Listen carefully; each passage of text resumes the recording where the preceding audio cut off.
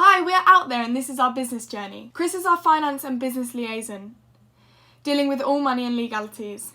Zia is one of our designers and leading business contact. She keeps close and honest relationships with marketing teams and product business owners. I'm our other designer and artist contact. I recruit artists, provide contracts and understand their needs. Freya is our lead in communications and blog writing. She designs all of our personal branding, website and social media. Let's make clear what our business actually is. We're a packaging design company working with Cornish artists to create unique packaging designs for product-based businesses. This is our customer journey map. We're using Jubel as our customer example. Jubel found our website or social media or heard about us from another business. They expressed their interest in new packaging. We asked them to choose an artist from our portfolio on our website and offered our own recommendation. They then chose Oscar Arnold, our figure illustrator from Falmouth University.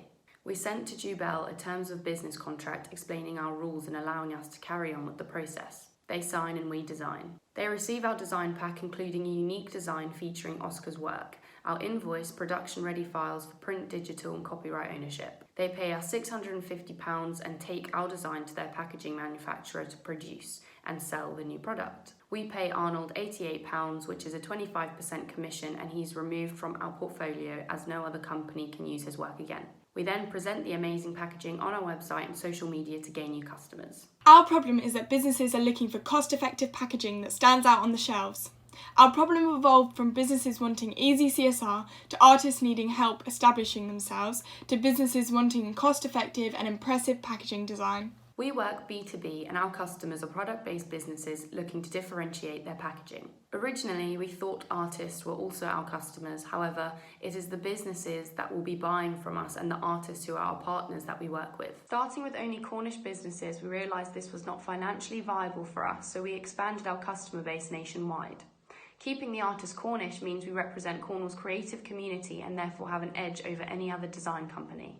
Our customers are high-end product-based companies who operate in the food staples sector. Our value proposition is that we will give businesses an interesting, bespoke and cheap alternative for packaging design. Our unique collaboration with artists provides a packaging that stands out against competitors. First business model canvas.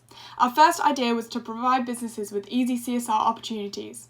We really thought our customers would be small businesses and startups who wouldn't have time or resources for CSR. We thought businesses would pay us a commission for this. What we did. It was time to test our model. Hypothesis. Startups and SMEs care about CSR but don't have enough time or money. They would want to work with us as we can help them achieve their CSR goals easily. Businesses were reluctant to take part in our mom test as they needed context as to why we were asking these questions. Due to this, we settled on a questionnaire and context around CSR business opportunity. Test. We contacted startups and SMEs and asked if they'd done CSR before, if they were interested in it, and whether they struggled. Here is an example of us contacting Jubel as a small, fairly new brewery. Their response explained that they were very interested in CSR and despite their small status, they had worked with communities and charities. Learn. Emailing was an unreliable test as businesses cared how they appeared to us, so are unwilling to discuss their struggles. Phone calls remain honest as conversation flows. We would ask large businesses about their startup phase and find out about their mistakes and struggles. Measure. A phone call with owner of Cornish Tea Co, Duncan Bond, revealed.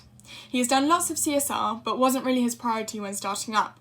Startups and SMEs will not pay an external company for CSR. Established businesses, like his, might be interested in outsourced CSR opportunities. Learn. After this, we undertook a customer pivot, marketing to established businesses instead of small ones. Measure. We conducted a mom test with Mark Norton, owner of established business Primer Bakeries. He revealed that he did CSR to give back to communities, that it was not his focus starting up and wouldn't pay an external company. He cares about his packaging over CSR. Learn. We learned that instead of offering CSR, we needed to think of what we could offer businesses of value. This was our bespoke packaging design. We undertook a zoom-in value proposition pivot from all CSR to just offering artistic packaging designs. Time for an MVP test. Our MVP is our first packaging design idea a business may be interested in. Our first target was Furniss Biscuits, as in previous contact they had expressed the need for a packaging change. The aim was for Furniss to purchase our product. Our strategy was to act professional and established, and if they didn't want to buy them we needed to find out why. Our hypothesis was that they would be so impressed with our artistic packaging design that they would want to purchase and package their product with it. Build. Furniss Biscuits are all about expressing Cornwall, so we contacted artists who capture Cornwall's beauty in their work. We mocked up a design using Jeremy Sanders' work with the attempt of a business meeting with Furniss to pitch it. Obstacle. Because of the virus outbreak, we could not meet face to face. However, we still insisted on testing our MVP, so sent it over to them for review. Outcome. The senior commercial manager and marketing team expressed their love for the design. They thought it represented their brand really well and liked how eye-catching it was. They were offered a specific interest in one of the designs. The real test was if they would buy it. The answer was not at this point in time. The only reason we were given was because of the virus, we won't be changing our packaging. However, they contact us in future and we will re-look at it. If we had more time, we would test our MVP a few times, attempting to pitch our designs to different businesses and see if they would buy or they wouldn't. Each time we would change our design or the method of approach depending on the feedback. Upon reflection, we wish we had conclusive MVP tests that we could learn and evolve from. We tried, and with more time and understanding on our behalf, we would have been able to achieve this. However, it took us longer to get testing. If we could do this again, we would have begun testing our MVP as soon as we decided what it was. Did we get good quality customer feedback? We valued all feedback received. We've outlined the need for further MVP testing. Going B2B meant questioning people on the street was unnecessary and walking into offices was unprofessional. Therefore, we followed business culture by emailing and requesting meetings over the phone, as it's crucial to build trusting relationships. This was successful as we were able to build trust with some businesses we contacted that fit our customer profile. Only problem is, it takes a long time. Primer Bakeries was our most valuable and reliable test, as it outlined many problems that we hadn't considered. Testing over the phone was reliable as people are more inclined to be honest when they can't see you.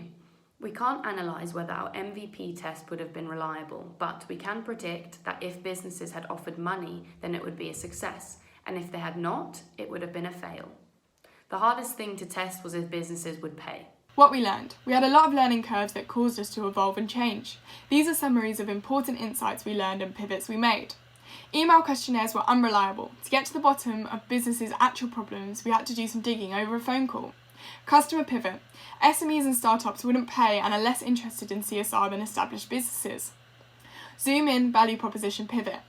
Businesses needed a service that would directly benefit them. We changed our value proposition from providing all CSR to just providing bespoke artistic packaging. Businesses liked the uniqueness of our MVP designs. We wish we had learned whether businesses would have paid for our MVP in order for us to continue learning and developing. Zoom out pivot. To be sustainable, we needed to work with 4 businesses a month. We didn't think this was viable for just Cornish businesses, so expanded our customer base nationwide.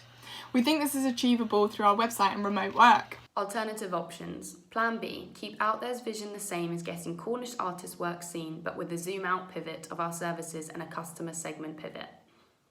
The zoom out pivot would change our service from artist packaging to getting artist work out there, so selling work, putting on shows, getting in galleries and studios in order to help establish that artist. A mum test with fine art students at the uni uncovered that most students have never sold work and feel unprepared to do so or to market themselves. Our value proposition was providing artists with valuable business skills and selling experience to help them get established. Our customer segment would pivot from business to artists. We would not focus on what the business valued, but on what would benefit the artist. We left this idea as a backup to be tested and considered in the future if needed. This is our final business model canvas for our bespoke packaging design service. Our customer segment is product-based nationwide businesses, specifically in the high-end food staple sector. Our customer relationship with marketing teams is personal and trustworthy. Our channels are our Instagram page, our website, and word of mouth. We will pitch and sell face-to-face or over the phone. Our value proposition is cost-effective bespoke packaging that stands out in a competitive market. Our key activities are packaging design, marketing ourselves, gaining new customers, prototype creation, and showcasing artists' work. Our key resources will be intellectual resources, a database of artist and copyright resources, salespeople with graphic design skills, physical resources, prototypes and a Mac laptop with design software. Our key partners are a variety of Cornish artists who supply artwork and a professional printing company that supplies materials for prototypes if needed. Our cost structure is advertising, salaries, location, for example rent and utilities, prototype materials, printer, website design, subscriptions, and a proportion of each packaging sale going back to the artist. Our revenue streams are a fixed price of our design package fee and a dynamic pricing of a bespoke project that will include a range of products. We sell bespoke packaging designs for a fee of £650 per unit. The packaging cost has been calculated by estimating that we would sell 4 units per month. Our fixed costs are £1,220.28 per month. So we divided our fixed costs by 4, so we knew we had to earn at least £350 per unit to cover our fixed costs. We also have to pay a commission to the artist. This commission is 25% of £350. Therefore, the artist's commission is £88 per unit. And we have to purchase materials in order to produce our prototypes for presenting our designs. We estimated this to come to £50 per unit, which altogether come to £488 per unit. So we knew we had to earn at least this amount to make it a viable business. In our market pricing research, we learned that the cost range is from £500 to £2,000, depending on how complex a design is. So our price point needed to be positioned within this range. We also needed to consider that we are using a bespoke artist's work. Therefore, we priced the package as £650 per unit, giving us a 25% profit of £162 per unit. Our projections are that our total annual revenue would be £31,200, with a 25% profit of £7,800.